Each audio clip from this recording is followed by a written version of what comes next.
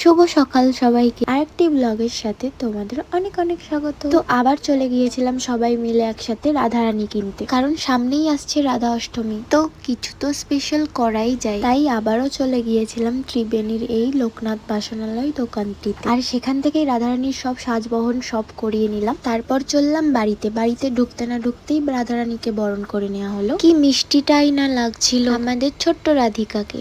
তারপর সেদিনকে রাতটা এই ফ্রেন্ডসদের সাথেই কেটে গেল। তো পরের দিন সকালের কোনো ব্লগ না নিয়েই আমি সোজা চলে যাই বিকেলবেলা একেবারে রেডি হতে। আর এই সুন্দর করে শাড়ি পরে রেডি হওয়ার কারণ ছিল আমার ফ্রেন্ড ভূমিকা দের বাড়ির নিমন্ত্রণ যাওয়ার জন্য। এই যে গাইস, পাতি পত্নী আর ও ছিল গনু দাদার জন্মদিন উপলক্ষে। আমরা এখন যাচ্ছি হলো গণেশ পূজার জন্য। আমাকে কারোর দরকার পড়ে না, ভিখারির মতন কাঙালি ভোজন করতে এসেছি, একটা পাতি ফ্যাড় পড়ে, তারপর দেখছি বিয়ে শেষ হচ্ছে। সবথেকে ভালো লাগছে পায়ে। Thank you. উফ, ফাইনালি তোমরা দেখেই নিলে আমার ফ্রেন্ডসদের মধ্যে এত কেচর মেচর আর এদের এত আর্গুমেন্ট। খুব সুন্দর ডেকোরেশনের সাথে সাজিয়েছিল গনু দাদাকে। আর আমার ব্লগ লেট আপডেট দেওয়ার জন্য সরি। এই ছিল আমার ফ্রেন্ড ভূমিকা, যিনি খুব ব্যস্ত।